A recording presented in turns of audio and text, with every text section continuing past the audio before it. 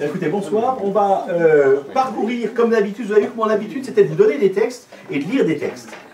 Ça vient sans doute de ma tradition protestante, c'est-à-dire que avant de parler des textes, on lit les textes. Et du coup, ça vous permet, les ayant en main, éventuellement d'avoir une lecture différente et de discuter pour opposer vos compréhensions à celles que je vais vous proposer. On va donc avoir trois séquences dans cette soirée qui vont aller en diminuant. Donc ne vous inquiétez pas si la première est un peu longue, parce que la deuxième est encore plus courte, et la dernière est bien plus courte. La première séquence, c'est sur le jugement de la grande prostituée. Il y a un titre évocateur, mais qui correspond assez bien au chapitre 17 de l'Apocalypse que nous allons lire ensemble. La deuxième séquence sera autour de la chute de Babylone, qui correspondra au chapitre 18 que nous allons lire ensemble aussi. Et le dernier sur le millénium, cette thématique historique qui continue encore au travers de séries de romans ou de films à en tout cas inspirer des auteurs. Et nous lirons là le chapitre 20 de l'Apocalypse. Donc on lira 3 chapitres de l'Apocalypse ce soir, et vous verrez que on va être constamment dans... Je rappelle, c'est une petite piqûre de rappel pour ceux qui n'étaient pas là dans les premières séances, que apocalypse veut dire dévoilement, révélation et pas du tout destruction. Et vous allez voir à quel point le titre d'Apocalypse est bien adapté au chapitre que nous allons lire, puisqu'il s'agit du dévoilement d'un système dont je ne vous dis pas lequel il est pour l'instant. Très rapide rappel, pour ceux qui n'avaient pas participé aux 2 premières séances sur l'Apocalypse, je vous avais distribué un petit schéma disant qu'il y a beaucoup de temps dans l'Apocalypse. Oh non, je vais l'agrandir là. Il y a le temps du récit, qui est, que j'ai mis... voilà. Le temps du récit que j'ai mis sur la droite. En général, on sait le début du récit et la fin du récit. Et puis, il y a un temps cosmique qui va entre un alpha depuis la fondation du monde jusqu'à un oméga qui est la fin des temps. Et puis, entre les deux, parce que c'est un des problèmes, c'est que souvent les interprétations de l'Apocalypse se sont toujours tendues vers l'oméga, parce que c'est tellement bien de savoir quel est l'agenda de Dieu pour les dernières semaines de l'univers. Et en fait, si la littérature apocalyptique a eu un tel succès, et sur plus d'un millénaire, et vous allez voir que la thématique continue encore aujourd'hui, c'est qu'on s'intéresse au centre, entre l'alpha et l'oméga, à une situation présente de crise qui correspond au temps historique, au temps des humains, au temps que nous vivons, au temps de l'histoire, et qui...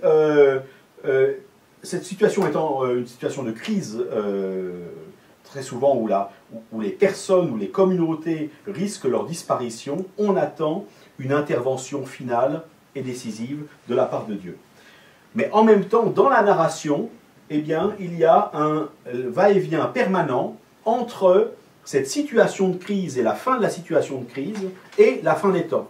Et donc on passe sans arrêt de la dimension temps universel, temps de Dieu, on était entre guillemets, on peut croire ou pas en Dieu, on s'en fiche, là c'est pas la question, c'est temps de Dieu, temps cosmique, et temps humain, de la même façon qu'on passe entre, sans arrêt, un va-et-vient entre des situations locales, quelquefois très localisées, et l'univers entier, les 4 points cardinaux, les étoiles, etc. Voilà. Je ne m'attarde pas parce que pour plusieurs, c'est une deuxième piqûre de rappel, donc vous serez bien vaccinés. Donc nous allons commencer la lecture tout de suite. Vous avez ce texte-là, on peut le suivre ensemble ici, mais je vous ai distribué le texte parce que ça vous permettra ensuite éventuellement participer à son interprétation. Il faut juste dire une chose, les chapitres 17, 18 et 19 forment un triptyque. L'Apocalypse se construit beaucoup avec un petit peu comme des tableaux, où il y a 3 chapitres ou 3 sections, où une première section est assez, qu'est-ce qu'il faut dire, assez ésotérique, assez étrange. Une section du milieu fait référence à des situations très précises, identifiables. Et puis, dans la 3e section, on repart au ciel pour dire Alléluia, on a gagné. Hein, vous voyez, c'est une sorte de mouvement comme ça dans ces triptyques. Alors, l'un des 7 anges qui tenait les 7 coupes vint parler avec moi. C'est toujours le visionnaire de Patmos, là, hein, qui raconte ses visions. Il me dit, viens, je te montrerai le jugement de la grande prostituée qui est assise sur de grandes eaux. C'est avec elle que les rois de la terre se sont prostitués et les habitants de la terre sont ivres du vin de sa prostitution. Il me transporta par l'esprit dans un désert. Je vis alors une femme assise sur une bête écarlate, pleine de noms blasphématoires. Elle avait 7 têtes et 10 cornes. Vous voyez, ça commence bien. Cette femme était vêtue de pourpre et d'écarlate, parée d'or, de pierres précieuses et de perles. Elle tenait à la main une coupe d'or pleine d'abominations et des impuretés de sa prostitution. Sur son front était écrit un nom, un mystère. Babylone la grande, la mère des prostituées et des abominations de la terre. Et je vis cette femme ivre du sang des saints et du sang des témoins de Jésus. À sa vue, je fus frappé d'un grand étonnement. L'ange me dit, « Pourquoi t'étonner? Moi, je te dirai le mystère de la femme et de la bête qui la porte, celle qui a les 7 têtes et les 10 cornes. La bête que tu as vue était, et elle n'est plus.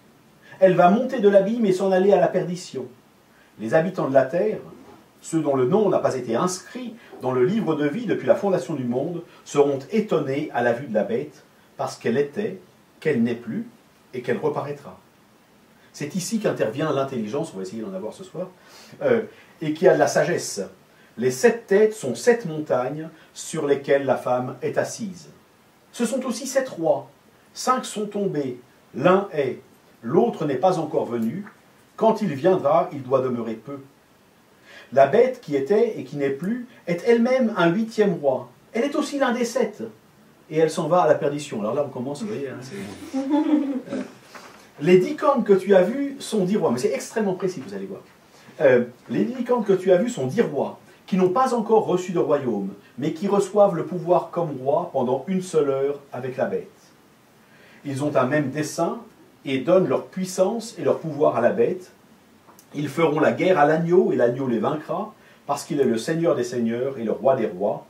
Vaincront également ceux qui, avec lui, sont appelés, choisis et fidèles.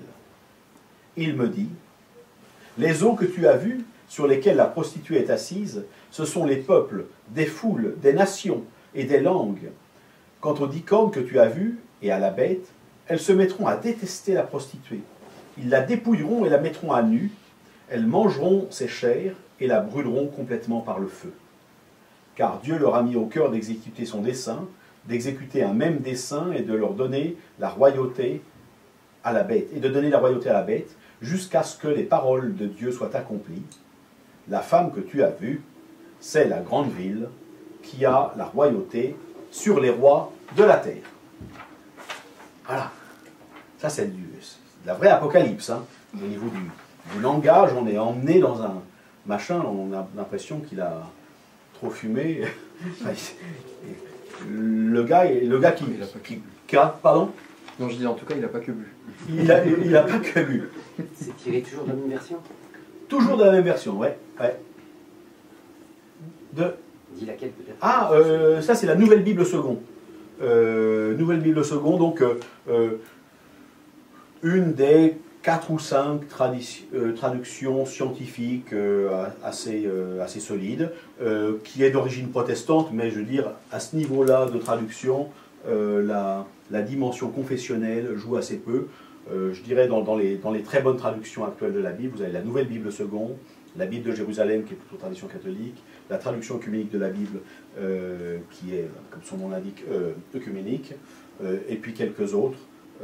Donc ce sont des traductions qui essaient d'être au plus près du texte, sachant bien qu'une traduction parfaite n'existe pas. Alors, la question c'est, qui est donc cette grande prostituée que vous voyez là,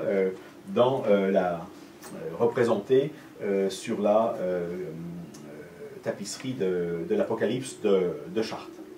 Vous voyez, à chaque fois, il y a sur la gauche l'ange et le visionnaire de Patmos. Hein. Donc il y a l'ange qui explique et qui lui montre. Donc on a toujours la même mise en scène, en tout cas dans les représentations médiévales. Alors on va regarder ce qui nous est dit de la grande prostituée. L'ange me dit, pourquoi t'étonner? Vous avez à 3 reprises le mot d'étonnement est revenu. Visiblement, cette grande prostituée étonne et fascine. Elle étonne et fascine le visionnaire de Patmos, elle étonne et fascine les rois de la terre, elle étonne et fascine les habitants de la terre. Donc, elle est l'objet d'une fascination. Moi, je te dirais le mystère de la bête, de la femme et de la bête qui la porte. Vous voyez que là, l'Apocalypse joue son rôle de dévoilement. Moi, je te dirais le mystère. Il ne s'agit pas de garder secret les choses. Il s'agit de lever le voile sur ce qu'il y a derrière cette dame. Cette dame est l'histoire. Et on vous précise à un autre verset que c'est le moment de convoquer vos neurones. C'est une formule prophétique très très souvent reprise. C'est ici qu'intervient la sagesse et l'intelligence. Ou alors Jésus dira, à la suite des prophètes de l'Ancien Testament, celui qui a des oreilles pour entendre, qu'il entende. Et des yeux pour voir, qu'il voit. Autrement dit, vous avez la chose sous les yeux, mais vous avez besoin d'un décodeur. D'autant plus quand la chose a été présentée de façon codée. Mais quand même, hein, il y a des gens qui voient la réalité, comment dire, de façon non codée, et qui n'arrivent pas à la décoder. La question c'est qu'est-ce qui se passe? On pourrait dire, là on discutait politique tout à l'heure, on pourrait dire, si on regarde la période actuelle, qu'est-ce qui se passe? Qu'est-ce qui se passe sur le devant de la scène? Qu'est-ce qui se passe dans l'arrière de la scène? L'Apocalypse dirait, je vais vous dévoiler ce qu'il y a à l'arrière de la scène, dans les coulisses. Hein, voilà.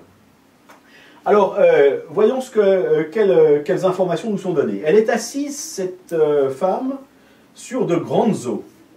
Et puis, les 7 têtes sont 7 montagnes sur lesquelles la femme est assise. Est-ce que vous avez des idées? J'ai essayé d'éclater le texte pour mettre les indications. Parce que, en fait, tout ce chapitre nous donne des indications sur la femme, et j'ai essayé de les regrouper. Là, on a 2 indications géographiques. Il y a combien de collines à Rome? Il y a combien de collines à Rome? Bravo! 7. Dans l'Antiquité, Rome est connue comme la ville aux 7 collines. Intéressant. Bon. Enfin, ceci dit, c'est juste un indice. Hein. Sur les eaux. Alors, le problème, c'est sur les eaux. Hein. C'est sur les eaux, parce que, comment il s'appelle le Tibre, c'est pas des grandes eaux. Que pourrait vouloir dire être assis sur de grandes eaux? L'Empire. L'Empire, pourquoi? L'Empire, il est fondé sur quoi? La Méditerranée. Sur la Méditerranée, exactement, sur la Mare Nostrum. C'est-à-dire qu'en fait, elle siège sur de grandes eaux, pas parce qu'elle est localisée au bord de la mer, mais parce qu'elle maîtrise l'espace maritime. Si vous regardez une évolution de l'Empire romain, vous verrez que c'est tout la Méditerranée et ses bords, quelquefois un petit peu largement en allant jusqu'à la Grande-Bretagne, mais ça correspond à des périodes d'expansion maximale de l'Empire. On va voir si ça se confirme avec les autres indications. Elle est sur une bête écarlate, pleine de noms blasphématoires, avec 7 têtes et 10 cornes. Elle est vêtue de pourpre et d'écarlate, et parée d'or et de pierres précieuses et de perles. Et sur son front est inscrit un grand mystère, Babylone la grande, la mère des prostituées et des abominations de la terre. Alors je vous ai un petit peu aidé, mais l'écarlate et le pourpre, c'est la couleur de Rome, et la couleur du pouvoir romain, qui en même temps d'ailleurs est un signe de richesse, parce que le murex, le coquillage qui permet d'avoir la pourpre, fait que tout le monde ne peut pas se payer des étoffes pourpres. voyez en même temps que c'est pas une prostituée de la banlieue parisienne. Hein, je veux dire, c'est une prostituée de luxe. Elle est couverte d'or, de perles précieuses, etc. L'histoire des noms blasphématoires, c'est intéressant. Les Romains, comme les Grecs d'ailleurs, parce que les Romains ont beaucoup repris aux Grecs, avaient des écritures un peu partout qui, sur les frontons en particulier, des monuments, manifestant que le constructeur de ce monument, ou l'empereur régnant à l'époque, est sauveur, fils de Dieu, etc., tout-puissant, Pantocrator, hein, on a ça à Gerasa sur le portique d'Adrien. Donc, quand on est dans une grande ville romaine, à l'époque, on est un petit peu comme aujourd'hui dans une ville de banlieue parisienne avec toutes les affiches. Vous êtes sollicité par des inscriptions. Sauf que là, les inscriptions dans la banlieue parisienne, c'est des affiches publicitaires ou électorales d'ailleurs en ce moment, de propagande politique. À Rome, c'est de la propagande politique. C'est-à-dire, il s'agit de dire de dire sur tous les monuments, voilà, ce monument a été construit par la volonté et le pouvoir et la puissance de tel ou tel régnant. Sur son front était inscrit un nom, un mystère, c'est intéressant. On retrouve là une vieille tradition, pour ceux que ça intéresse, toute la thématique de la prostitution dans l'Antiquité, ce qui n'est d'ailleurs pas du tout la thématique de notre récit, bien que le mot prostituée revienne en permanence, et on verra ce que ça veut dire. Mais en tout cas, cette métaphore, elle emprunte directement au fait que, semble-t-il, dans certains quartiers, les prostituées des grandes villes romaines avaient un bandeau sur le front avec leur nom, pour qu'on puisse les appeler, et qu'on puisse se rappeler celle qu'on était venu voir pour la retrouver. Et alors c'est intéressant, parce que là le visionnaire en joue, il dit, quel est le nom de la prostituée dont je vous parle? Son nom est Babylone la Grande. Alors Babylone la Grande, ça nous emmène complètement ailleurs. Sauf qu'à l'époque, Babylone est une ruine depuis à peu près 5 ou 6 siècles. Et qu'entre-temps, Babylone est devenue, dans la littérature juive apocalyptique, l'emblème de la ville impie, de la ville oppressive. Un petit peu comme aujourd'hui, on dirait, si on parle de nazisme ou d'Hitler, on ne désigne pas forcément la réalité historique que ça désignait il y a 70 ans, mais on veut dire le mal absolu, hein, quelque chose comme ça. Et dans la littérature apocalyptique juive, Babylone était le nom de Rome. Donc c'est un indice supplémentaire. Les chrétiens vont d'ailleurs le reprendre. On a même ça dans le Nouveau Testament, dans la première lettre de Pierre. Pierre écrit à tous les chrétiens qui habitent Babylone. C'est-à-dire qu'il écrit à ceux de Rome.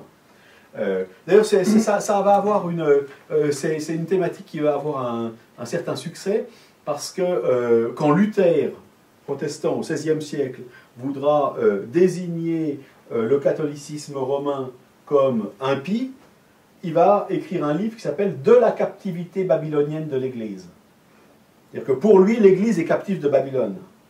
Personne ne s'y trompe, on sait bien qu'il ne s'agit pas de la ville en Mésopotamie, mais on sait qu'il s'agit de Rome. D'autres indications, les rois de la terre se sont prostitués avec elle. Vous voyez, une insistance sur... Alors, sur le rouge, pourquoi j'ai mis la prostitution en rouge? Parce qu'il semble aussi que dans certains bas-fonds de l'Antiquité, le rouge, comme à Amsterdam, soit la couleur indicative. Ceux qui sont intéressés par le thème pourraient lire de Catherine Sand, Les bas-fonds de l'Antiquité. Et vous avez une entrée dans l'Antiquité assez inhabituelle par des milieux marginaux. Je vous donnerai les références pour que ça intéresse. Les habitants sont ivres du vin de sa prostitution. Il y a en fait en grec tout un jeu entre la couleur de Rome, la pourpre, la couleur des prostituées, qui est le rouge, le vin, qui est rouge aussi, et puis le sang des saints. Donc il y a une sorte de jeu symbolique. Elle est complètement rouge à tout point de vue. Du point de vue du luxe, du point de vue de la luxure, du point de vue du sans dessein et du point de vue de son aveuglement, de son ivresse. Autre indication, cette femme, visiblement, elle... oula, oh, ça j'aime pas ça. Bon, alors, petite... il bug là, donc il faut que je l'éteigne, il faut que je le rallume, donc vous allez... on va essayer d'avancer. Voilà, je le rallume. Peut-être on peut avoir des questions pendant que ça se rallume. Pourquoi les prostituées étaient en rouge alors que c'était justement une couleur qui coûtait cher a priori? Parce qu'elles avaient des riches clients. Du fric. Ouais, et puis elles n'avaient pas forcément de la peau. Enfin, je veux dire, C'est un double symbole, ça C'est un arrive double- assez oui, souvent qu'une chose symbolise une chose et autre ouais, chose. ouais. Ça, je sais pas, il faudrait voir de quelle nature était le rouge qu'elle portait. Est-ce que c'était de la pourpre impériale ou pas? Ça, je suis vraiment désolé, on va ouvrir des questions, il recharge. J'ai vraiment besoin de m'appuyer là-dessus. Il vient de bugger, c'est rare pour un Mac. Moi, ça me fait tout de suite penser à un auteur qui s'appelle Michel Pastoureau, qui a écrit des histoires sur les couleurs. Ouais. Et bon, j'avais un peu travaillé dessus, et sur la question du rouge pouvoir, du rouge. C'était quelque chose qui était assez redondant, et voilà, là, c'est les origines que je n'avais pas vues. Alors ça, c'est sans doute des origines, parce à l'époque moderne. Parce qu'ensuite, ça va être utilisé en Occident, abondamment. Je crois qu'on a l'origine là du rouge comme symbole de pouvoir. Je n'ai pas l'impression que c'était le cas en Grèce. Je me trompe peut-être. Je crois que c'est vraiment Rome. En fait, Rome a... Il me demande des choses, oui. C'est pas la peine que je lui signale. De toute façon, il va reloguer, donc j'ignore. Voilà, il me demande des choses, voilà. Et puis, on va revenir là. Je suis désolé, hein, voilà. Ouais, je pense... Enfin, Rome a introduit des tas de symboles de pouvoir qui vont être abondamment repris dans l'histoire. Il y a le rouge, il y a l'aigle, il y a tout un tas... Par Napoléon. Comment? Par Napoléon en particulier. Par Napoléon, par le Troisième Reich, on y reviendra, etc. Je veux dire, par les États-Unis, l'aigle. Ceci dit, il se peut que précisément, quand j'y repense quand je parle de l'aigle, ça remonte aussi peut-être au Mélamou mésopotamien, c'est-à-dire cette figure ailée avec le disque solaire au milieu et deux grandes ailes. Donc peut-être que Rome a déjà là recyclé. Voilà, ça remarche. Hein, voilà, on va essayer d'aller plus vite. D'autres questions? Donc, je suis vraiment désolé. Hein, donc juste, donc à l'époque où c'est écrit, ils n'avaient aucun intérêt historique à nommer Babylone, c'était vraiment juste un symbole. Absolument. Babylone n'existe plus. C'est vraiment, c'est devenu, comme on le verra dans le chapitre 18, un repère pour les chacals et les oiseaux de nuit. Quoi. Enfin, c'est une ruine. Et la tour de Babel, c'était bien à Babylone. La tour de Babel, c'était bien à Babylone. C'est une des raisons pour lesquelles l'idée d'une ville qui se croit grande, et qui est de fait grande, mais qui s'étouffe dans son luxe, est repris. Hein. Donc on a cette thématique-là beaucoup dans la Bible hébraïque. On l'a pour la ville de Tyr, en Ézéchiel 28, pour la chute du roi de Tyr. C'est très intéressant parce qu'en plus, Tyr, c'est une ville qui va sombrer complètement, et qui va donner Carthage. Exactement. Qui va donner une nouvelle ville. Et eux aussi étaient maîtres de la mer, oui, et aussi les Phéniciens géraient le commerce, mondial dans le monde de l'époque, dans ce monde de l'époque. Juste un petit rappel, de quand date le texte précisément? Alors le texte d'Apocalypse, je vous réponds tout de suite, mais on l'aurait découvert plus tard, de la fin du 1er siècle après Jésus-Christ, donc aux alentours de 95. Hein, il est peut-être de 100, il est peut-être de 90, mais il est dans cette zone. Celui qui écrit Babylone au lieu d'écrire Rome, c'est parce que... c'est fait exprès. Un code. Absolument, c'est un code, mais c'est un code... Il peut difficilement attaquer de front. Exactement. Alors ça, c'est une des dimensions de l'Apocalypse, c'est de coder, mais il n'invente pas ce code. Ah oui, je vais avancer plus loin. Il n'invente pas ce code, il le reprend de l'apocalyptique juive qui le précède. Alors, vous voyez que là, je vous ai mis sur cette diapo la relation que Rome a avec les autres. Les rapports qu'elle a avec les rois de la terre, avec les puissants de la terre, c'est un rapport du type de la prostitution. On voit immédiatement qu'on est dans une métaphore. Je veux dire, Rome est une ville et pas une femme. Voilà. Les habitants de la terre partagent l'ivresse de cette prostitution. En même temps, ils ne sont pas tous logés à la même enseigne, parce que les saints et les témoins de Jésus, eux, ils ne sont pas sous, ils ne partagent pas cette ivresse, au contraire, ils sont broyés par cette ivresse. Hein, et en même temps, la grande ville, elle, là c'est vraiment, ça signe vraiment que c'est une capitale d'empire, puisqu'elle est la royauté sur tous les rois de la terre. Alors, bon, on peut lever le point d'interrogation, hein, c'est Rome, et c'est tout à fait intéressant de voir que dans la statuaire de l'Antiquité romaine, eh bien, on a Dea Roma, c'est-à-dire la déesse Rome. Et la déesse Rome qui est précisément souvent représentée avec une robe de porphyre rouge, et elle tient le monde dans ses mains. C'est-à-dire que le visionnaire ne voit pas des choses comme ça en l'air, c'est-à-dire qu'il décrypte autrement, les éléments de propagande, les éléments de langage que lui donne le pouvoir.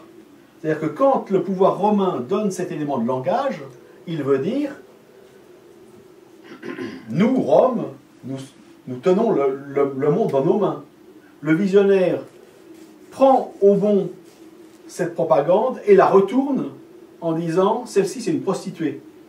Et puis va décrire sa déchéance. Vous voyez, donc on est vraiment dans de la communication et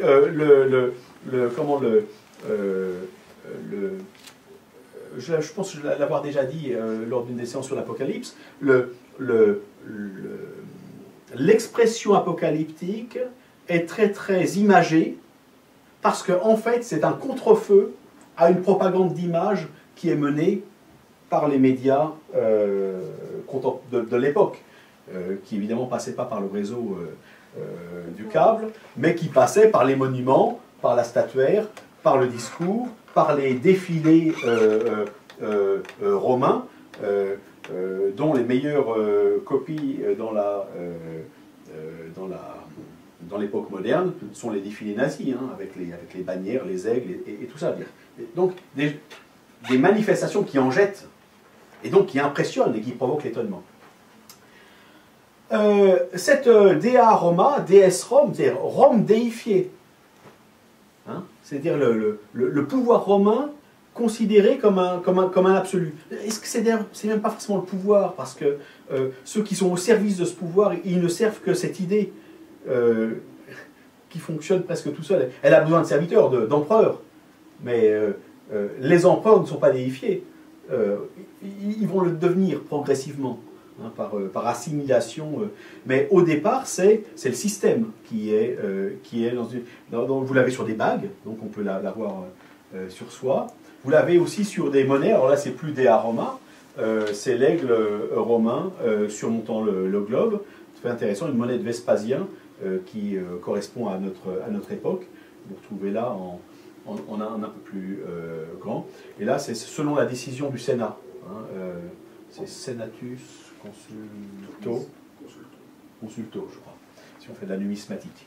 Alors c'est tout à fait intéressant que l'iconographie a été reprise. Hein, vous voyez que ça pourrait être l'aigle américain. Alors, on a vu qu'il y avait d'autres informations qui nous étaient données et qui étaient qui semblaient un petit peu tordues. Hein. Les 7 têtes on a dit que c'était cette colline. Ça nous a aidé à dire la ville aux 7 collines. Mais on nous dit c'est aussi 7 rois. 7 empereurs. Comment? 7 encore. Pardon? 7 empereurs. 7 empereurs. 7. Ben là, c'est 7 rois, oui. 5 sont tombés. L'un est, l'autre n'est pas encore venu. Quand il viendra, il doit demeurer peu. La bête qui était et qui n'est plus est elle-même un 8e roi, mais elle est aussi un des 7. Elle s'en va à la perdition. Et il dit que... Il a l'air de vouloir nous dire quelque chose. Mais c'est... il faut le décodeur. Alors, je vous suggère de regarder les empereurs du 1er siècle. Alors d'abord la question c'est où est-ce qu'on commence? Parce que pour certains historiens, César est empereur, mais la plupart des historiens romains commencent avec Auguste. C'est-à-dire que le début, la plupart des historiens romains de l'époque considèrent que c'est Auguste qui est le premier. C'est-à-dire, ils considèrent que César n'était pas un empereur? Il n'est pas empereur. On dit qu'il y a polémique sur le sujet. Voilà. Non, mais c'est pas une polémique, il n'était pas empereur. C'était un dictateur. Je pense qu'il n'était pas. Ouais. Ben, l'un n'exclut pas l'autre. Non, parce Non. que... Oui, mais Il c'est a- pas titre. Il n'avait pas le titre. Il avait pas le titre. Le titre apparaît avec Auguste. D'ailleurs, on dit l'Auguste. Voilà. C'est l'empereur. On dit Kaiser. Là, Par c'est rapport à Kaiser l'impérateur en Auguste. justice. Ouais. Alors un des problèmes c'est Astérix qui nous a fait croire que César était empereur. Et pourtant, c'est jamais dit dans Astérix qu'il est empereur. Non. Non, d'ailleurs, oui. Non, mais on projette... Projet. Il est chez Alors, la guerre. Hein. Bon, ceci dit, vous voyez, on a une dizaine d'empereurs, dans le 1er siècle. Alors la question, c'est comment on va les caler? Alors, on a une indication, c'est que Auguste est considéré comme le premier, comme je vous disais. Donc, on va commencer avec un Auguste. 2 Tibère, c'est celui sous lequel le Christ est crucifié. Mais enfin, lui, il a peut-être même pas su, hein, d'ailleurs. C'est vraiment un événement, un non-événement. Je veux dire qu'un juif se fasse crucifier en Palestine, c'est devenu le christianisme central, mais Banal. banal. 3 Caligula, Claude, Néron. Alors Néron, c'est intéressant parce que vous vous rappelez que dans le texte, le 5e a de l'importance. Enfin, il y en a 5 qui sont déjà venus. Hein. Alors là, on a un problème. Parce que, est-ce qu'on va passer à Galba, Othon et Vitellius, qui sont 3 empereurs, mais qui sont succédés Tellement vite. et dans la succession troublée de Néron, que quand les historiens romains de la fin du 1er siècle font l'histoire de Rome, des fois ils comptent 7 et des fois ils comptent 10. C'est intéressant parce qu'en permanence dans l'Apocalypse, vous avez une bête qui a 7 têtes et 10 cornes. C'est intéressant. C'est-à-dire que les historiens romains sont dans l'hésitation. Certains disent 10, suivant qui compte les 3 qui n'ont fait que passer, ils sont tous assassinés, par le suivant souvent, ou par un des copains du suivant. 7, 10, la bête qui a 7 têtes et 10 cornes. Alors je vous suggère juste de les mettre en tout petit, et de ne pas les compter, et puis on tomberait sur Vespasien, puis ensuite Domitien, Titus, 7, et puis alors, le 8e, vous vous rappelez, on a dit, le 8e est un des 7. Le 8e est un des 7. Or, il se trouve que Domitien se pensait lui-même comme étant le nouveau Néron. Et qu'il y avait, au 1er siècle à Rome, cette légende selon laquelle Néron, qui est mort dans des conditions un peu troubles, serait ressuscité. Et vous vous souvenez que dans l'Apocalypse, il y a en permanence cette tête qui porte une couronne, et qui est comme égorgée, mais qui a repris vie. Hein? Donc là, on se dit, mais tiens, ça collerait bien, parce qu'on aurait quelqu'un qui écrit à l'époque de Domitien, puis qui nous dit que Domitien, avec la tension qui commence à monter, qui va amener à des persécutions, est le 8e, mais qu'il est en fait un des 7. Hein? Là, c'est pas une partie de Bonto, hein, je veux dire, parce que si vous voulez essayer autre chose, vous pouvez toujours essayer autre chose. Mais il faudra que ça marche autant. Hein? Alors, on a donc affaire à un auteur qui essaie de caler très précisément l'histoire dont il nous parle par rapport à l'histoire de l'Empire. Et il participe Alors, il n'est pas encore venu. Ouais. Oui, pourquoi il dit l'un et l'autre n'est pas venu? Oui, il n'est pas encore venu. Alors, parce qu'on a un phénomène... C'est Titus, en fait, qui ne serait pas encore venu. Ouais. Parce que Domitien, c'est le 8e, donc l'un S, ça serait Vespasien. Ouais. Donc, il se poserait comme s'il était à la période de Néron. Ouais. N'est-ce pas? Donc, à la période des persécutions, il se poserait comme s'il était à la période de la Shoah. Si je dis ça, c'est parce que Néron devient lui aussi, un peu comme Babylone est devenue la figure de l'impiété. Néron, à cause de la fin de son règne, hein, le début de son règne était plutôt ouvert, mais la fin de son règne où il sombre dans la folie, où il y a l'incendie de Rome à partir de 64, Néron devient l'archétype dans les milieux juifs et chrétiens, et peut-être d'autres, mais on n'a pas conservé leur récit, l'archétype du mal. Il devient le Hitler, voilà. Donc il devient l'étalon du mal. Alors effectivement, c'est intéressant. Le récit se situe comme s'il était à la période de Néron. Mais visiblement, il est capable de décrire ce qui se poursuit après. Alors là, on a deux solutions. Ou bien, on croit en la prophétie, et on se dit, oh, comment il a pu imaginer, il a dû avoir des révélations particulières. Ou bien alors, on se dit, il fait comme a fait le livre de Daniel, comme ont fait les autres apocalypses de la Bible hébraïque, c'est-à-dire qu'ils font des prophéties post-evenmentum. Alors c'est toujours plus facile la prophétie post-evenmentum, hein, parce qu'on est capable de décrire la chose. Vous avez compris que c'est plutôt ma lecture, c'est-à-dire que on est là dans un style d'expression qui se montre comme étant à la période de Néron, et écrivant ce qui va se passer, qui est ce qui se passe. Vous voyez ce que je veux dire? Didier, tu voulais poser une question, excuse-moi. Non, c'est ici. Tu reviennes sur, sur la projection, ouais, on l'a sous les yeux. Oui, oui. Non, c'était le plaisir. Oui. Sur le chiffre 7, c'est un chiffre qui fonctionne déjà dans la République romaine, puisqu'il y a 7 rois avant la République romaine. Ouais. Et moi, c'est vrai que j'ai un peu pensé à ça, mais bon, c'est vrai que là, c'est... Ouais, alors c'était une des hypothèses qui a été c'est dur utilisée. dans quel est 10, hein, parce que là, il y en a possiblement un ou deux de plus, ouais. Mais en mettre 3 de plus... Ouais. C'est une des hypothèses qui a été tentée par des gens qui, pour des raisons à mon avis plus idéologiques que scientifiques,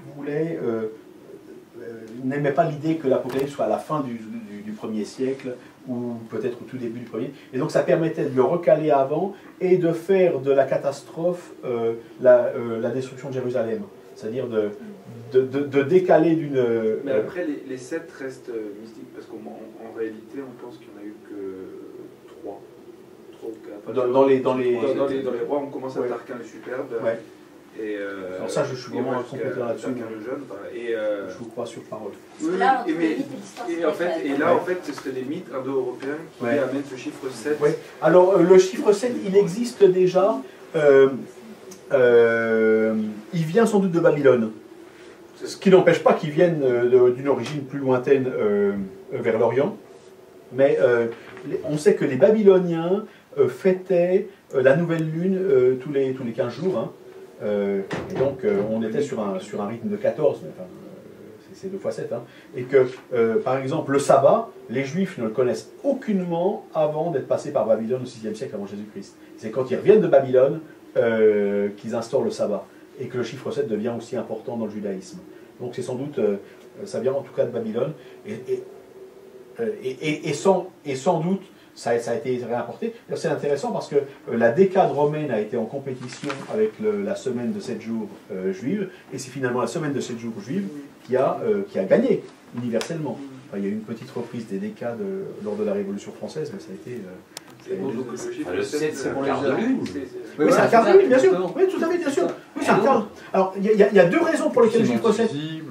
C'est un chiffre premier. Alors, il y a 2 bonnes raisons pour que le chiffre 7 serve à caler le temps. C'est d'abord un quart de lune, et puis il y a 7 astres errants. C'est-à-dire que quand vous regardez le ciel, il y a 7 astres qui ne sont pas à la même place de nuit en nuit. C'est le Soleil et la Lune, et puis ensuite Mercure, Vénus, Mars, Jupiter et Saturne. Donc c'est les 7 astres errants, et d'ailleurs c'est pas du tout un hasard si on les retrouve dans les noms de nos jours, hein, avec Lune dit, Mars dit, Mercure dit, Jupiter dit, Vénus dit. Alors en français c'est Sabadi, alors là c'est Saba, mais c'est Saturn Day en anglais. Voilà. Donc, et alors le dimanche c'est rien du tout. Le dimanche c'est le grand. C'est le plus grand, c'est le plus grand des astres errants, c'est le soleil. C'est le grand jour. Sunday. En français, mais pas en anglais. Sunday, voilà. Le dieu du soleil s'appelle Sol, hein, donc voilà. Comme ça ils ne sont pas trop embêtés. Donc nous, ce serait Soldi. Voilà. Donc, oui, effectivement, il y a plein de raisons pour que le 7 s'impose. Je vous suggère d'avancer. On a donc reconnu la dame dont il s'agissait, la grande prostituée. Alors, une question, pourquoi la métaphore de la prostitution? On pourrait avoir la métaphore du vol, on pourrait avoir la métaphore de... on pourrait imaginer d'autres métaphores. Pourquoi la métaphore sexuelle de la prostitution? Enfin, pourquoi une métaphore sexuelle et pourquoi une métaphore... Parce que dans les métaphores sexuelles, il pourrait y en avoir d'autres. Si vous regardez la Bible hébraïque, vous avez l'adultère qui revient très souvent. C'est-à-dire que Dieu, Yahvé, dit à Israël, tu es adultère, tu as rejeté tes premiers amours et tu as été couché avec des Baals, avec des Astartés, avec d'autres dieux. Mais là, ce n'est pas l'adultère qui est utilisé, c'est même pas la débauche qui est utilisée, c'est la prostitution. Qu'est-ce qui caractérise la prostitution parmi l'immensité des possibilités de rapports sexuels? Le fait qu'on paye. Le fait qu'on paye. C'est-à-dire qu'il y a un échange de donnant-donnant. C'est une prestation de service. C'est le plus vieux métier du monde. Pardon? C'est le plus vieux métier du monde. Alors ça, je ne sais pas. Accoucheur. Ça, je ne sais pas. Mais, non, c'est les renseignements. vous voyez qu'on ne pourrait pas le dire. On ne pourrait pas dire la même chose de l'adultère. L'adultère, il y a de l'amour. Et il n'y a pas de commerce. Vous voyez? En principe.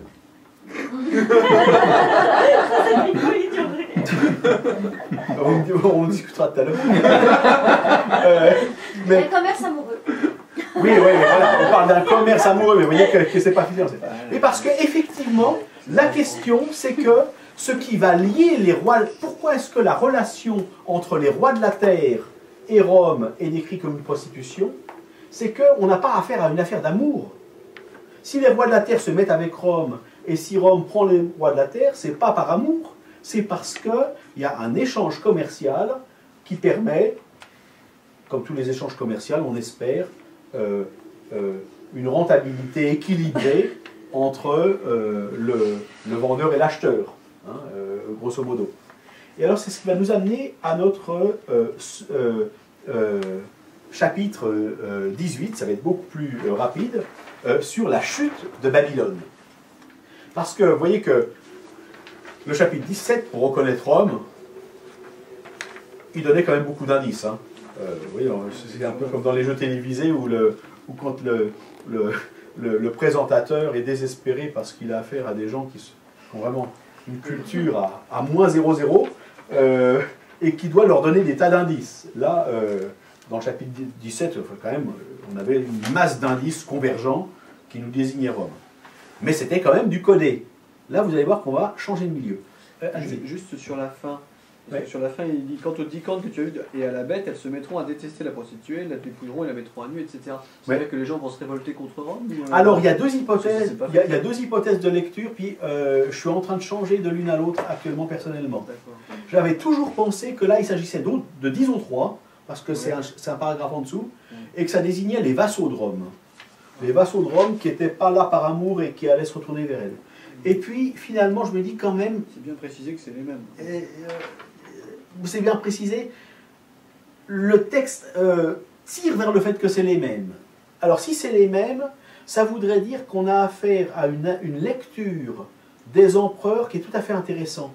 Parce qu'un des titres des empereurs romains, c'était Soter, à savoir sauveur. C'est-à-dire qu'une des fonctions du gouvernant, c'est d'être le sauveur, celui qui va aider. Et c'est ce qui est donné par la propagande habituelle dans les médias de l'époque, et peut-être de toutes les époques. Mais par exemple, Adrien apparaît comme sauteur, Trajan apparaît comme sauteur. Et là, on aurait une relecture disant, vous les appelez sauteur, sauveur, mais en fait, ils se payent sur la bête et ils la dépouillent, ils la pillent. Donc on aurait une critique là. Mais je suis sur une... vraiment, je suis dans l'expectative. C'est vraiment un des points sur lequel mon exégèse est en train d'évoluer. Parce que Sauter, c'est aussi Jésus, en fait. Alors après, on va le voir. On l'avait... Alors je vais reculer un petit peu. Je ne sais pas si on va pouvoir aller assez vite. Comment faisaient les chrétiens pour se reconnaître au temps de Néron? Non, alors oui, c'est pas... vous allez le trouver sur un verset. Regardez. Regardez sur votre chapitre 17. Voilà. Verset 14. Verset 14. Les 10, là, qui qu'ils soient, qu'ils soient des vassaux ou qu'ils soient les 10 empereurs romains, les 10, nous lisons le verset 14, ils feront la guerre à l'agneau, Jésus, et l'agneau les vaincra, parce qu'il est le Seigneur des seigneurs et le Roi des rois, vaincront également ceux qui avec lui sont appelés, choisis et fidèles, c'est sans doute les martyrs. Et alors c'est tout à fait intéressant, on a une guerre de titulature. C'est-à-dire que, alors que la propagande officielle nous dit le Roi des rois, le Seigneur des seigneurs et le Sauveur, c'est l'empereur, les chrétiens récupèrent la titulature impériale, et c'est pour ça d'ailleurs que Jésus est appelé Kurios. Dans tout le Nouveau Testament, Jésus est appelé Kurios, à savoir Seigneur. Alors nous, on dit Seigneur Jésus, on a l'impression que ça fait partie de notre foi. On ne mesure pas à quel point le fait de dire Seigneur Jésus, ou de dire Jésus est le Sauveur, ou de dire Jésus est le Roi des rois, à quel point c'est subversif. Parce que quand on dit Jésus est le Seigneur des seigneurs, ou le Roi des rois, ou le Sauveur, ou le Kurios, le Seigneur, on dit ni plus ni moins que ce n'est pas lui qu'on voit à la télé, mais c'est l'autre. Enfin, ce n'est pas lui qu'on voit défiler à Rome, mais c'est l'autre. C'est-à-dire qu'il y a une dimension extrêmement subversive de la récupération de la titulature impériale appliquée à Jésus, et, par les premiers chrétiens. C'est pour ça qu'ils étaient obligés de se cacher, et qu'au niveau des signes, ouais, ils se reconnaissaient par le poisson. Absolument, qui était un signe neutre, qui en plus était l'anagramme de Ictus, voilà, Jésus-Christ, fils de Dieu sauveur. Ictus en grec. Vous voulez que je vous le fasse? Curios, c'est quoi? Curios, c'est en quoi? Curios, c'est en grec. C'est pas celui qui est à la télé. Alors, on a Kurios en grec, qui veut dire Seigneur, mais c'est le terme pour désigner aussi l'empereur. Et puis alors, on a effectivement l'anagramme Ictus,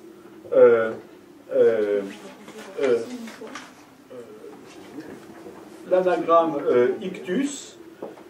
Ictus, ça veut dire poisson en grec. Et puis là, en fait, c'est Yesu Christo, Yesu Christou, Théou,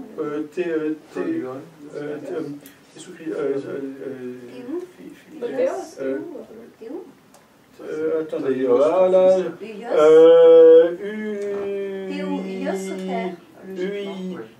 Alors, il est fils de, c'est Uyou, donc c'est Yesu Christos, Théou, Uyos, Soter, si je vois bien. Oui, c'est ça. Donc Jésus-Christ, fils de Dieu. Je ne suis pas sûr sur le... Moi j'avais si, Iostéou, fils de Dieu. Oui, Iostéou, Soter, oui, sauveur.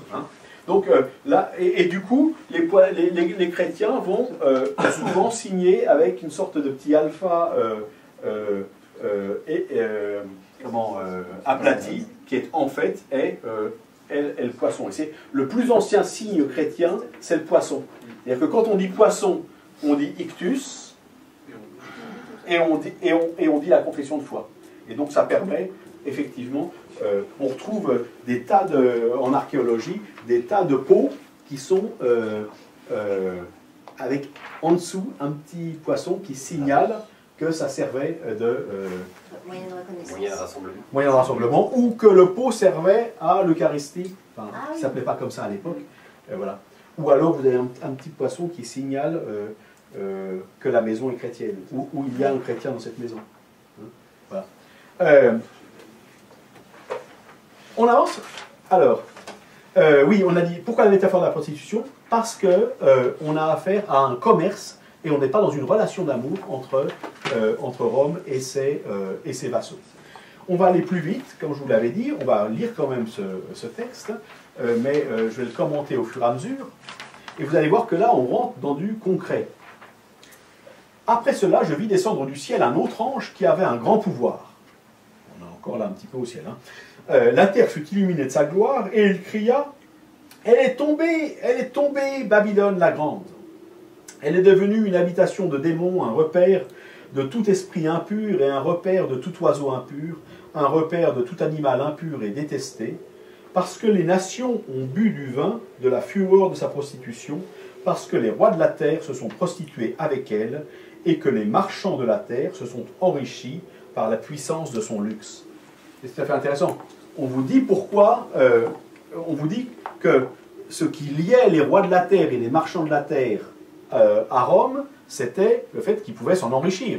Ils enrichissaient Rome, et Rome les enrichissait. Et c'était du donnant-donnant, dont on dirait aujourd'hui, c'est le commerce mondial et c'est possible. Le visionnaire dit, ça c'est de la prostitution. Hein, l'analyse sous le registre de la prostitution. Et c'était qui les vassaux de Rome pendant les échanges commerciaux? Alors, pourquoi c'est de la prostitution quand... Alors, parce que avec des endroits... alors avec l'Égypte en particulier, avec l'Égypte et toute la frange nord de l'Afrique du Nord, et puis il y avait au-delà, il y avait toute l'Asie, et où la route de la soie était déjà connue, et jusqu'à un certain point on avait des arrivées par la Mésopotamie. Donc il y avait différents statuts. Il y avait à la fois des gouverneurs mis en place par Rome, puis il y avait quelquefois, par exemple, Hérode. Hérode est un roi juif mis en place par Rome. Il est mis en place, il s'enrichit grâce au pouvoir que lui a donné Rome, mais en échange, il pompe son peuple. Vous voyez, enfin, donc, on avait comme ça différents statuts des territoires dominés. Quelquefois, c'était un gouverneur qui était envoyé, puis quelquefois, on prenait ou on nommait quelqu'un qui était favorable, évidemment, à la collaboration, qui n'était pas un pro-sécession, évidemment. C'est des rapports de client à patron. Hein. Oui, exactement. On est complètement dans le clientélisme, qui est un des fondements du rapport social dans la société romaine. Mais en même temps, ils en tirent profit. J'entendis du ciel une autre voix, elle est autre cette voix, qui disait « Sortez du milieu d'elle, mon peuple, afin que vous ne soyez pas associés à ses péchés, et que vous ne receviez pas une part de ses fléaux, car ces péchés se sont accumulés jusqu'au ciel. » Sans doute il y a le thème de Babel là, les péchés qui s'accumulent jusqu'au ciel. C'est pas une tour qui touche le ciel, mais c'est leurs abominations qui vont jusqu'au ciel. Et Dieu s'est souvenu de leur forfait, payez-la comme elle a payé, et rendez-lui au double de ses œuvres, dans la coupe où elle a versé, versez-lui au double.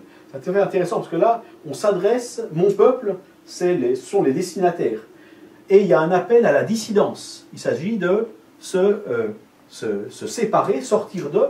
Pourquoi? Pour ne pas être... Alors, il y a deux raisons.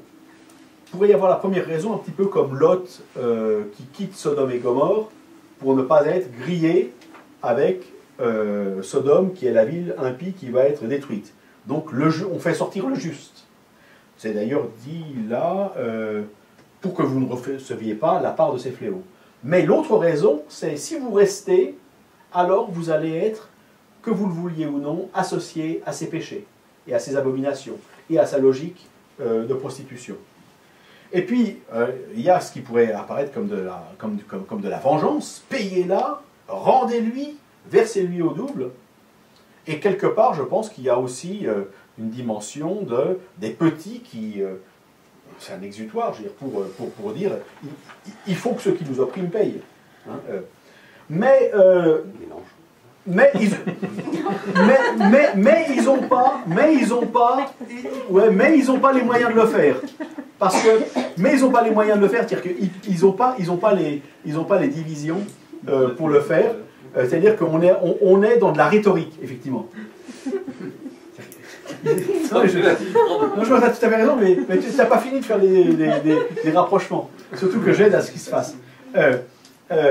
Alors, rendez-lui au double, versez-lui au double. C'est intéressant cette histoire du verset. Quelque part ailleurs dans l'Apocalypse, il y a le mélanger lui. Et qu'est-ce que vous avez en face de vous? Là, c'est un grand vase, ça s'appelle un cratère. On en a retrouvé des quantités en archéologie romaine. Il y en a en céramique, il y en a en pierre, il y en a en métal. Le cratère, c'est un grand vase qui peut faire 1 mètre de haut, dans lequel le serviteur ou l'esclave vient, le serviteur qui a le statut d'esclave, prépare le vin. Parce qu'à l'époque, on ne débouchait pas la bouteille, on mettait du mou, donc du raisin pressé fermenté, qui devait être passablement vinaigré. On rajoutait de l'eau, on rajoutait des épices, quelquefois du miel, quelquefois de la résine de pain, et on faisait une mixture, et c'était l'esclave. Quand je dis esclave, ça ne veut pas forcément dire qu'il était fouetté, il pouvait avoir un statut, c'est-à-dire qu'il était œnologue, c'est-à-dire qu'il préparait pour les convives la mixture, et ensuite il servait, on laissait déposer, on servait ce qu'il déposait à la louche. La plupart de ces cratères étaient décorés, tout ce qu'on a trouvé en tout cas, de scènes mythologiques païennes. Mettez-vous dans la peau du serviteur ou de l'esclave chrétien d'une grande maison qui doit faire le vin, puis servir ses maîtres. Dans ce cratère, pour lui, il commet une abomination absolument terrible. Il se commet. Et alors, ce qu'on va lui dire, rendez-lui au double de ses œuvres. Dans la coupe où elle a versé, versez-lui au double. Il y a un autre endroit dans l'Apocalypse où on dit versez-lui sans mélanger, sans mélange. C'est-à-dire que rajoutez pas d'eau. C'est-à-dire qu'on va servir. Il le fait évidemment pas. Hein. Ce n'est pas un appel à servir de la divine à ses maîtres. Mais c'est au niveau symbolique l'idée ils nous ont fait verser, on va leur verser. Hein. Il y a une sorte de... Alors, ça c'est tout à fait clair. Il y a une revanche qui colle pas tout à fait avec l'esprit évangélique tel qu'on se l'imagine quand on pense que Jésus est un bisounours, mais il y a là une revendication. J'ai une question. Est-ce oui. Que la revanche, c'est pas contre les hommes, mais plutôt contre le polythéisme en général là? Alors, la question... Parce que là, ça peut être pris dans tous les sens. Oui. De toute façon, ils n'ont pas les moyens. De toute façon, ils n'ont pas les moyens de faire une quelconque révolution, ni une quelconque insurrection. De toute façon. Donc la seule chose qu'ils peuvent faire, c'est de faire de la résistance spirituelle. C'est-à-dire qu'eux-mêmes être suffisamment solides dans leur tête pour ne pas se laisser embarquer dans ce qu'ils considèrent comme de la prostitution. Mais pas tant de la prostitution avec les autres dieux, mais d'être dans la logique de l'Empire. Parce que le problème, c'est que sortez d'eux. C'est rigoler. C'est vite dit. C'est vite dit.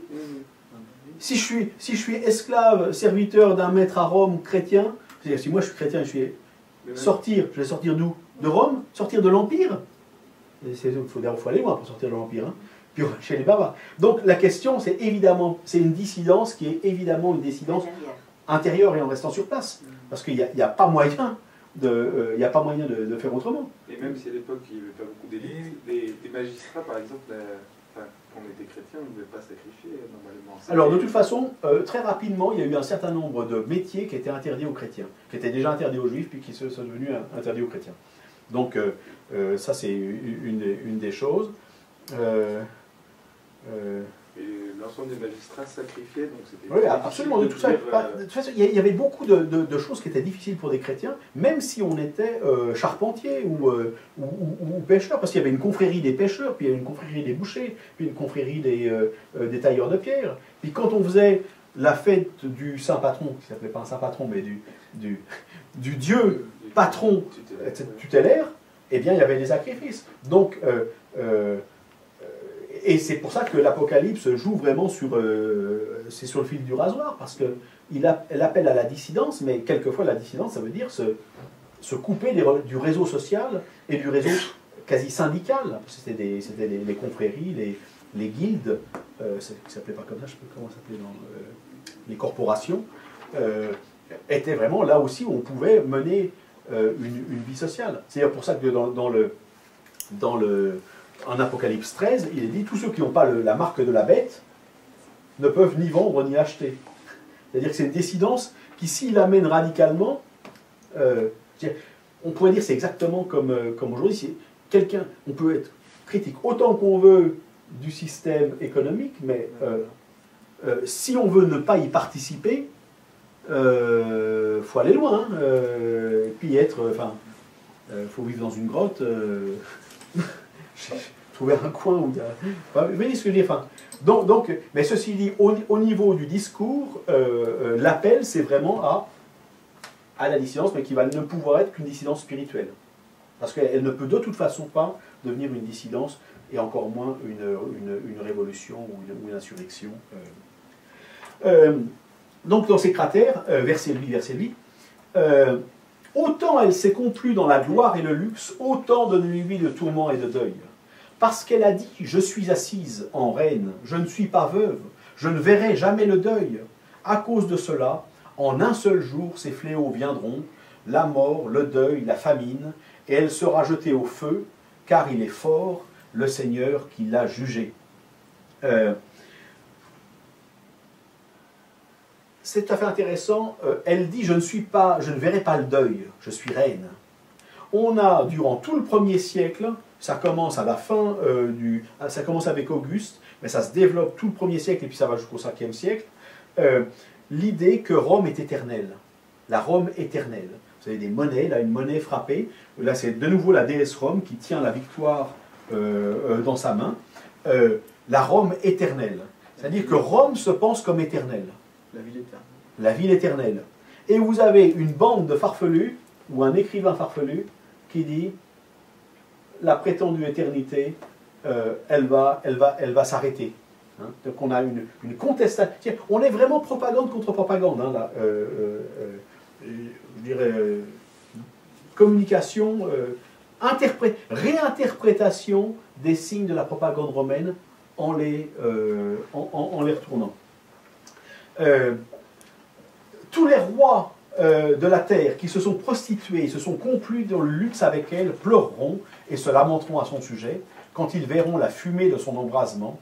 Se tenant à distance par crainte de son tourment, ils diront, on a comme ça 3 élégies funèbres, quel malheur, la grande ville Babylone, la ville forte, en une seule heure est venu son jugement.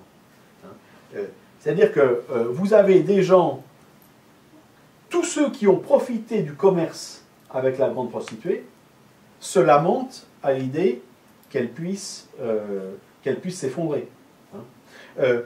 Je n'en ai pas parlé tout à l'heure, mais le mot jugement, il est intéressant parce que on a soit krima dans notre texte, soit on a le verbe krinéo, qui veut dire juger, soit on a le mot tout à fait intéressant pour nous, crisis. Crisis, ça donnait le mot crise. C'est intéressant parce que c'est un mot qui sert souvent dans la rhétorique. Crisis, l'étymologie en grec, alors en grec classique, c'est la décision. Puis après, ça devient la décision rendue lors d'un jugement. Puis après, ça devient le jugement. Et quand ça arrive dans le langage occidental, ça devient la crise. Alors c'est intéressant juste de voir que dans l'idée de crise, il y a le mot de jugement. Alors la question, si la crise est un jugement, c'est un juge quoi? Mais ça, après, ça nous... Voilà. Mais, voilà. Décision. Comment? Décision, tu dis. Ça veut dire qu'il appelle une décision. Mais c'est une décision de justice. Tu vois? Sur quoi? Alors, du coup, c'est intéressant parce que on pourrait presque traduire, si on voulait, si on traduisait de façon moderne, on dirait en une seule heure est venue sa crise. Ou, vous voyez, voilà, du coup, ça donne des lectures intéressantes parce que le visionnaire, alors même que Rome est à son apogée et qu'il n'y a pas de problème, il sera à son apogée avec l'empereur suivant, avec Trajan, hein, et que Rome ne chutera que 300 ans plus tard. À la vision de son effondrement et voit son effondrement comme un jugement de sa logique. Alors, je pense personnellement, j'ai un article en parution sur le thème, que vous avez toute cette thématique des marchands qui sont dans leur bateau, on n'a pas encore lu peut-être. Si. De même, les marchands de la terre pleurent. Les marchands, c'est intéressant parce qu'on a d'abord les rois de la terre, puis après il y a les marchands. Les marchands de la terre, c'est le commerce international, hein, c'est l'import-export et tout ça. Pleurent et mènent le deuil sur elles parce que personne n'achète plus leur cargaison. On va revenir sur le Vésuve tout à l'heure, parce que je l'ai mis à la mauvaise place. Alors, regardez bien cette liste. Cargaison d'or, d'argent, de pierres précieuses. Posez-vous la question de la classification. On a une longue liste là. Qu'est-ce qui préside à cette classification?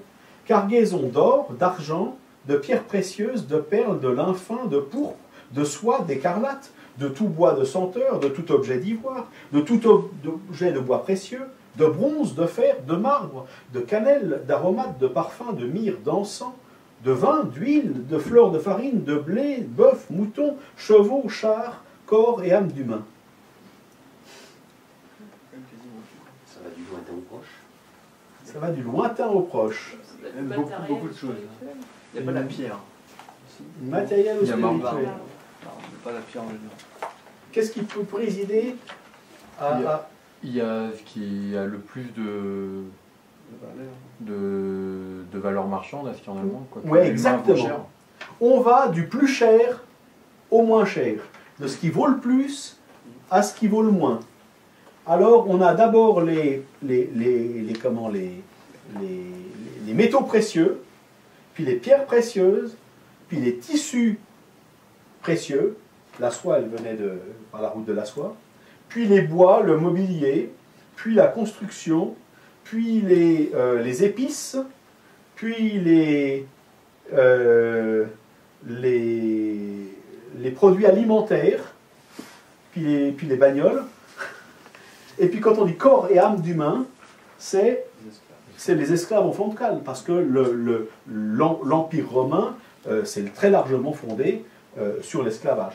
Je ne pense pas qu'il y ait là, ce serait un anachronisme, une critique de l'esclavage. Parce qu'à l'époque, même Paul, quand il dit à Philémon de considérer son esclave en fuite comme un frère, il ne dit pas affranchis-le. Il dit c'est un frère chrétien, tu dois le considérer comme un frère. Mais c'est hors de l'idée de l'époque. Mais on a quand même là une pointe en disant on est dans une logique où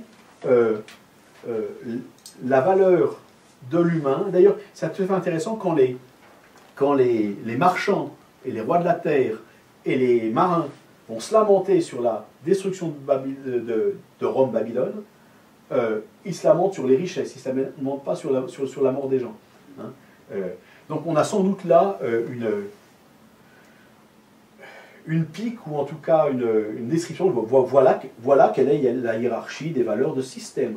Je me permets juste d'intervenir, juste sur les esclaves, c'était vraiment considéré comme des marchandises et comme rien d'autre. Hein. C'est-à-dire qu'il y en a un qui meurt, on en rachète, et ça vaut tellement pas cher avec les conquêtes Je me souviens plus des prix, mais enfin, c'est accessible pour tout le monde hein, d'avoir un esclave. Ah oui, quelqu'un qui a on a un très livre et vite. qui a un peu d'argent, il peut se payer un esclave. C'est-à-dire, il y a même, alors ceci, il y a même des esclaves, parce qu'il y a différents statuts d'esclaves, il y a des esclaves qui peuvent être tout à fait dans l'administration et avoir un haut poste. Et dans ce cas-là, un esclave peut se payer des esclaves. C'est-à-dire que... Les acides sont des esclaves. Les médecins sont des esclaves. Voilà. C'est-à-dire qu'il y a différentes catégories d'esclaves, mais ceux dont on parle là, ce n'est pas ceux qui sont instituts médecins. C'est ceux qu'on ramène à Fontcale. Vraiment énormément. Hein. À Delos, c'est 100 000 esclaves par jour. Ah oui, mais c'est considérable. C'est-à-dire que la richesse de l'Empire se construit sur le système de l'esclavage. Le mot âme est curieux, non? Alors, il est curieux parce que nous l'avons investi énormément. Psyché, psyché, c'est le souffle, c'est la personne. C'est-à-dire que c'est peut-être que d'ailleurs... C'est pour dire c'est des corps vivants, c'est pas des corps... Ouais, parce que juste avant on parle de ce qu'on va manger, c'est peut-être pour distinguer du bout de viande. Quoi. On pourrait l'interpréter comme ça, ou alors, banal, hein, qui est derrière. Ou alors on pourrait l'interpréter en rappelant que ces gens ont une âme, à l'inverse, tu vois. Ça pourrait être une pointe pour dire cette marchandise-là, c'est des gens. Enfin, vous voyez ce que je dis enfin, ah oui, c'est trouble quand même ça. Mais c'est psyché. Alors, c'était tout. C'est la respiration, c'est la vie. C'est la vie. Voilà, c'est pas pneuma, hein. C'est pas pneuma, c'est psyché. Mais psyché peut désigner la personne, son être. Donc ça, c'est un petit peu difficile. Mais vous voyez que là on n'est plus du tout dans de l'apocalyptique ésotérique. Là, on est dans du concret. Et quand il parle de cannelle, vin, myrrhe, encens, est-ce que c'est pas aussi juste une réactivation du mythe de la décadence orientale? Enfin, parce que peut-être, non mais peut-être, dites-moi, allez-y. Ben, je sais pas, parce que dans le mythe de l'orientalisme et tout, même avant quand c'était contre Babylone, c'est l'idée justement de la prostitution, de la décadence, des parfums, je sais pas, pour moi c'est associé justement à l'Orient et à la Mésopotamie et particulièrement à Babylone. Oui, mais en même temps, les gens qui écrivent ça, ils en viennent, mais... Parce que dans plein de textes latins que j'avais traduits, justement, à chaque fois qu'il y avait de la cannelle ou des aromates, c'était... Là, on est dans un texte grec, hein. Mais pourquoi pas, vraiment, je suis intéressé d'en discuter parce que c'est un éclairage que j'ai jamais rencontré. Pour moi, c'est associé, c'est un symbole, c'est comme dire éclair, c'est un symbole de lumière en vent, c'est un symbole de décadence. D'accord. Carte d'âme, mais je sais pas. Donc dans ce cas-là, ça voudrait dire ce que vous considérez comme votre luxe est en fait décadent. Oui, c'est ça. Mais c'est associé à l'image de Babylone. Ouais. Alors ça, je peux pas valider ou pas, mais je suis tout à fait intéressé d'en discuter parce que je trouve ça vaut le coup d'essayer quand on a des clés comme ça. Hein. Je vous remercie beaucoup. Mais je ne peux pas en dire plus parce que je suis incompétent. Alors, on a partout dans l'iconographie romaine, dans les mosaïques, etc., cette mise en valeur de ce commerce, hein, vraiment, qui était vraiment... Rome n'existerait pas sans la Méditerranée, hein, c'est pour ça qu'il disait Mare Nostrum, et le commerce et la maîtrise des voies maritimes.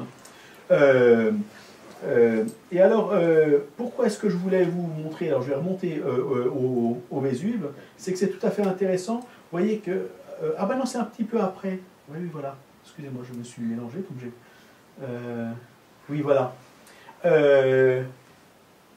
le fruit mûr que tu désirais s'en est alloué loin de toi, toutes ces choses délicates et splendides, vous voyez, c'est le luxe, hein, qui sont perdues pour toi, on ne les retrouvera plus jamais.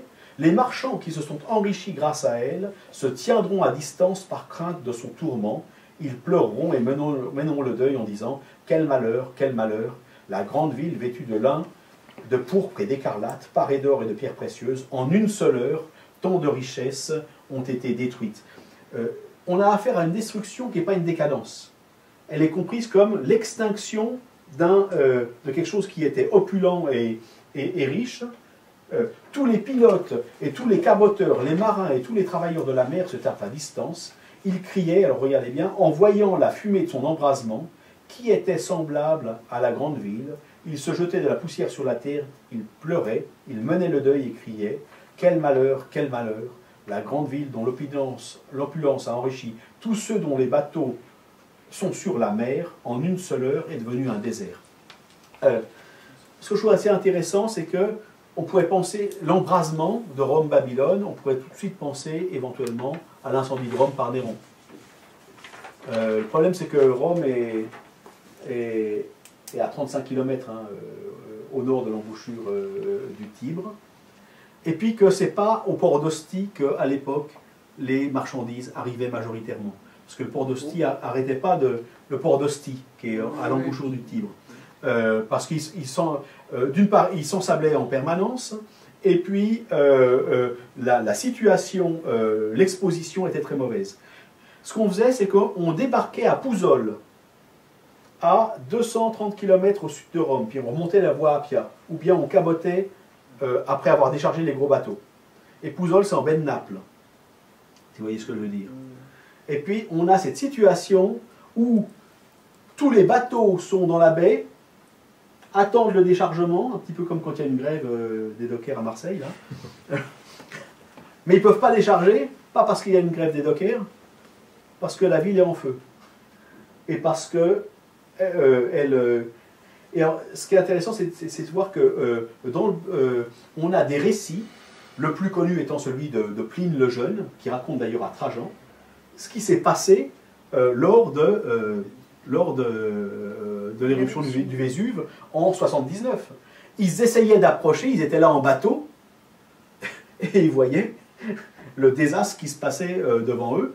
Et quand les choses se sont apaisées et puis que les fumées sont retombées, ils sont arrivés sur un désert de poussière, c'est-à-dire que Herculanum avait disparu, Pompéi aussi, etc.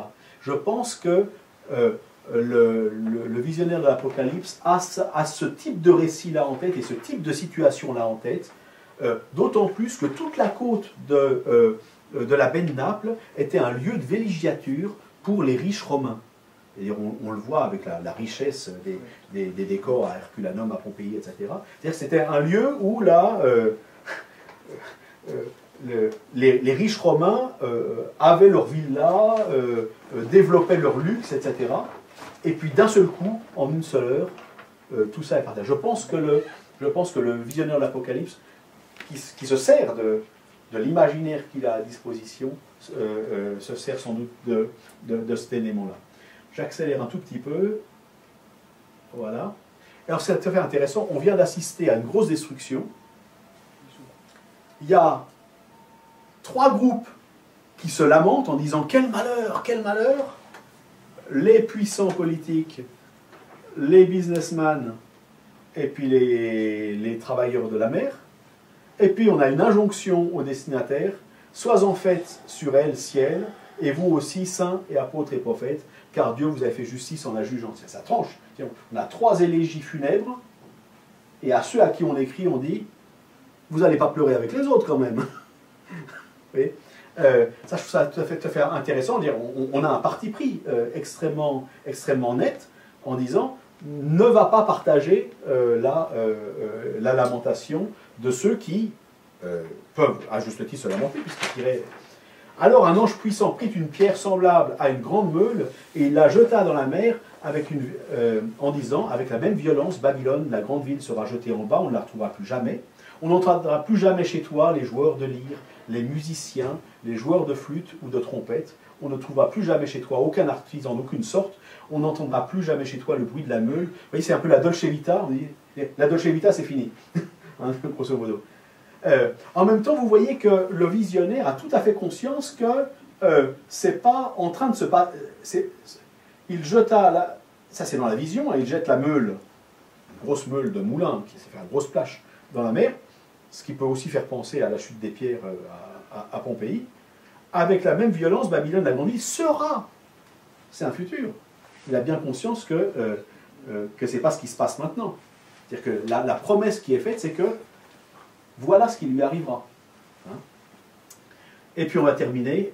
Oui, alors juste ça, intéressant. Un autre des éléments de la propagande impériale, là vous avez de nouveau la déesse Rome, qui malheureusement a été un petit peu martelée, qui tient la victoire dans sa main, et qui, vous voyez, a devant elle, sur un autel, l'orbe terrestre est une corne d'abondance qui contient plein de fruits. Vous voyez, c'est-à-dire que l'idée, c'est la victoire de Rome, c'est d'apporter de l'abondance à profusion, qui est d'ailleurs pompée dans le monde. Hein. C'est tout à fait intéressant. La lumière de la lampe ne brillera plus chez toi, on n'entendra plus jamais chez toi le bruit du marié et de la mariée, parce que les marchands de la terre étaient les dignitaires de la terre. C'est tout à fait intéressant. On a eu un glissement. Les dignitaires, c'est plus les rois, mais c'est les marchands. Toute ressemblance avec une situation ayant existé. Parce que les nations ont été égarées par sa sorcellerie. C'est intéressant parce qu'il n'y en a pas que pour les puissants. Il y en a aussi pour ceux qui sont égarés par la sorcellerie, c'est-à-dire ceux qui succombent à l'idéologie du système.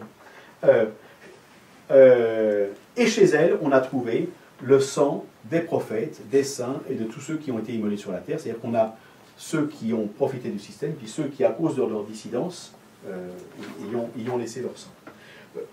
Donc je trouve que là, c'est intéressant, on a affaire à dans ce chapitre 18, à une analyse du système romain qui déconstruit tout ce qui est présenté comme faisant sa richesse et sa gloire. Et je termine très vite, en passant, le dernier ça va être très vite, le millénium, qui suit, c'est de dire, là on repart dans l'ésotérique. On repart dans l'ésotérique, quand est-ce que ça va se passer tout ça? Parce que ceux à qui on dit ça va tomber, ils sont encore en dessous. Et alors on a ce passage qu'on va peut-être pas lire complètement dans Apocalypse 20, où revient en permanence cette période de 1000 ans, une période de 1000 ans durant laquelle le mal, Satan, le dragon est enchaîné, mais on nous dit qu'à un moment, il va devoir être relâché pour un peu de temps. Et alors quand il va être relâché pour un peu de temps, c'est un petit peu comme une bête blessée, un petit peu comme dans Apocalypse 12 quand on avait lu, qu'il était jeté par terre, mais ça va être dur pour la terre, hein. Il a un peu de temps et il va être terrible. Et on essaie d'expliquer pourquoi les lendemains qui chantent ne sont pas encore là. Pourquoi ce n'est pas encore le grand soir. C'est-à-dire que pour l'instant, il est relâché pour un peu de temps. Et du coup, il est d'autant plus violent. Mais il a été vaincu, symboliquement. Sans doute symboliquement, il a été vaincu par la mort de Jésus-Christ. Parce que dans la logique de l'Apocalypse, la mort de l'agneau et sa résurrection constituent la victoire sur le mal. Sauf que depuis la mort et la résurrection de Jésus, le monde n'est pas idéal, oui. Rien de nouveau depuis. Rien de nouveau. Donc il va falloir négocier. Alors ça, on est dans la temporalité de l'Apocalypse. Le fait que, symboliquement, la victoire est déjà remportée, mais que de fait, c'est pas encore là. Vous voyez, le déjà n'est pas encore. Alors le millénium va servir à ça. Il va y avoir une période de 1000 ans. Alors ça va être utilisé beaucoup. D'ailleurs, c'est extrêmement porteur, surtout au Moyen-Âge, où il y a beaucoup de mouvements millénaristes. Et là, on a une magnifique apocalypse. Le serpent qui est croché, là, puis le diable qui est bien attaché, verrouillé. Et alors, je vis les trônes de ceux qui s'assirent. Il leur fut donné le pouvoir de juger, de nouveau, la question du jugement. Je vis aussi les âmes de ceux qui avaient été décapités à la hache à cause du témoignage de Jésus, à cause de la parole de Dieu, et ceux qui ne se sont pas prosternés devant la bête, ni devant son image, et n'ont pas reçu la marque de son nom sur le front, ni sur la main. C'est tout à fait intéressant. C'est-à-dire qu'il y a un bonus qui est donné à ceux qui ne se sont pas laissés séduire. Et un retournement de situation, puisque maintenant, c'est eux qui trônent. Maintenant, c'est eux qui... Toute l'idée du millénium, c'est qu'au bout d'une période, il va y avoir un retournement de situation. Et il règne avec le Christ pendant 1000 ans. Ils sont hors d'eau. J'avance vite. Mais vous voyez que Satan est quand même relâché à un moment de sa prison. Donc, il faut toujours ce thème qu'il est relâché et qui va faire du dégât, et qui va faire il va mener la guerre contre les saints. Mais finalement, c'est un baroud d'honneur, parce que un feu descend du ciel. On relâche Satan que pour finalement l'achever définitivement. C'est toute la thématique de la temporalité de l'Apocalypse. il est jeté dans un étang de feu et de soufre. On y met en même temps la bête et le faux prophète, enfin, je veux dire, tous ceux qui ont participé à la combine. Et alors c'est intéressant, vous voyez qu'il y a un trône blanc, qui est dressé, et la terre et le ciel s'enfuient. On se demande comment la terre et le ciel s'enfuient. En fait, c'est l'idée que le vieux monde s'en va. Parce qu'il n'y a plus de place pour l'ancien monde, c'est-à-dire qu'on change d'air. L'Apocalypse va amener une nouvelle ère. On voit les morts, les petits et les grands, qui sont debout devant le trône. Puis il va y avoir le jugement dernier. Et puis, enfin, tous sont jugés, finalement, suivant leur œuvre. Et puis, ceux qui ne sont pas trouvés dans le livre, ceux qui n'ont pas été inscrits dans le registre, ils sont envoyés dans l'espèce de bête là, qui vous bouffe. Et c'est la fin du mal, finalement. J'ai été un peu vite pour pouvoir dire 2 mots sur ce millénarisme. Cette idée qu'au bout d'un règne de 1000 ans, les choses vont s'inverser.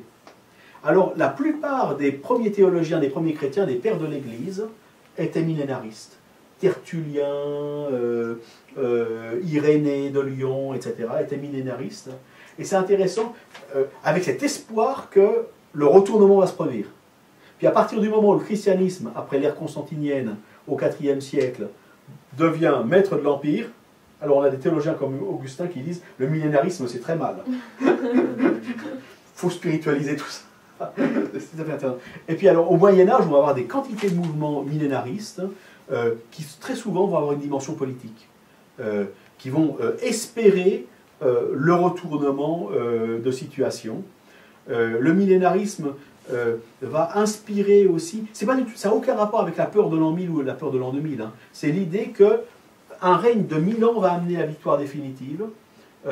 Vous avez un très bel exemple de millénarisme, je vous l'ai mis, parce que je sais qu'il y a un certain nombre de Lyonnais ici. Je ne sais pas, vous connaissez les canuts de Lyon? Ouais. Vous avez entendu parler des canuts de Lyon? Le dernier couplet des canuts de Lyon qui se plaignent parce qu'ils passent leur temps à tisser des étoffes et eux crient famine. Et le dernier couplet, c'est « Nous tisserons le linceul du vieux monde ». Hein, ça fait intéressant. Là, on a une reprise, une continuité du millénarisme. On a du millénarisme aussi, sans doute, dans... je pense que les idées révolutionnaires du grand soir, etc., de l'aboutissement de l'histoire, etc., toute cette idée, c'est une thématique qui court, je pense, dans la culture occidentale en particulier. Et c'est tout à fait typique il y a eu des débats depuis les années 50 sur la fin de l'histoire. Est-ce que l'histoire est finie ou pas finie? C'est tout à fait intéressant de voir qui est pour l'idée de la fin de l'histoire, puis qui mais l'histoire continue. Et puis bien, je termine là-dessus, pas pour dire ça sert de preuve ou d'appui à un quelconque positionnement idéologique, mais de dire ce qui se négocie en termes de temps et d'espérance et de retournement dans l'Apocalypse nourrit la pensée de l'histoire jusqu'à aujourd'hui. Je ne sais pas jusqu'à demain, mais avec en même temps cette tension difficile que d'une certaine façon on est toujours dans une situation où il ne faut pas renoncer à l'horizon, mais où ça devient dramatique si on croit qu'on est arrivé à l'horizon. Parce que à chaque fois que certains ont cru arriver au bout de l'histoire, ils ont amené des dictatures et puis des choses... que quelque part, le bout de l'histoire, il a besoin de rester horizon pour que l'histoire continue à avancer. Parce que dès qu'on croit qu'on y est arrivé, alors on crée un paradis sur Terre. Et quand on crée un paradis sur Terre, alors on fait la même chose que ce qu'a fait Rome, je dirais. Parce qu'il y en a... voilà ce que je voulais vous emmener. Alors, le millénium, voilà. Alors, il y a aussi beaucoup de mouvements millénaristes qui sont, eux, complètement dans le spiritualisme, comme les témoins de Jéhovah ou les adventistes du 7e jour, qui, eux, considèrent le millénium uniquement de façon spirituelle. Donc, ils attendent que le Christ revienne pour les emmener au ciel. Et, voilà. Si je qu'il fasse le ménage aussi. Comment? Et qu'il fasse le ménage aussi un petit peu. Oh, il laisse le monde à sa perdition. Ah, les témoins de Jéhovah, non. Ouais, il y a le jugement. Il y a le jugement et puis il y a le paradis sur terre qui revient. Oui, bien sûr, on le voit dans les iconographies. Oui, vous avez un couple, une famille nord-américaine dans une nature apaisée, avec un lion qui est là, etc. On ne voit pas le 4x4 parce qu'il est garé derrière le bus. Est-ce que 1000 ans, c'est pas aussi pour dire c'est dans très très très longtemps? Oui, alors pour l'époque, 1000 ans, moi, je n'avais pas vu. Moi, je pense que ça veut dire aussi, dans notre texte, c'est que les gens à qui c'est écrit, ils vivent l'époque où le diable est relâché pour un peu de temps. Mais déjà, rien qu'un peu de temps, c'est déjà trop long, parce que ça cogne. Et alors, on leur dit, oui, mais il a été maintenu 1000 ans sous la victoire du Christ. Et s'il est relâché, c'est pas parce qu'il s'est libéré. L'image qui me vient, c'est qu'il a été vraiment complètement vaincu. C'est-à-dire qu'il a été enfermé pendant 1000 ans.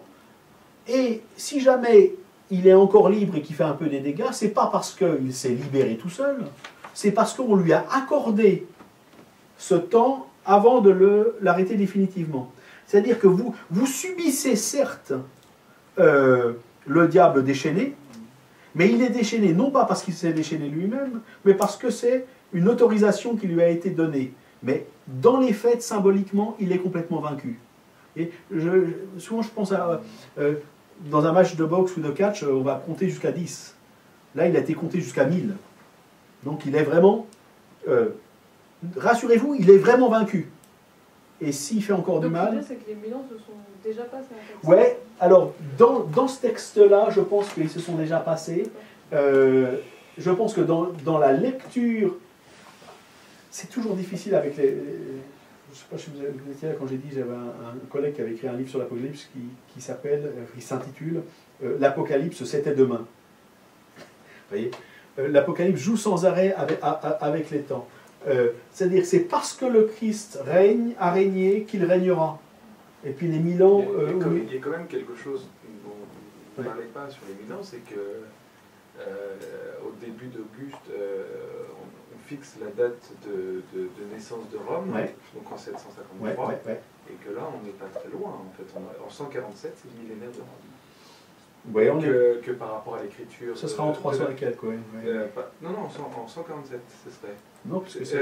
pardon. Non.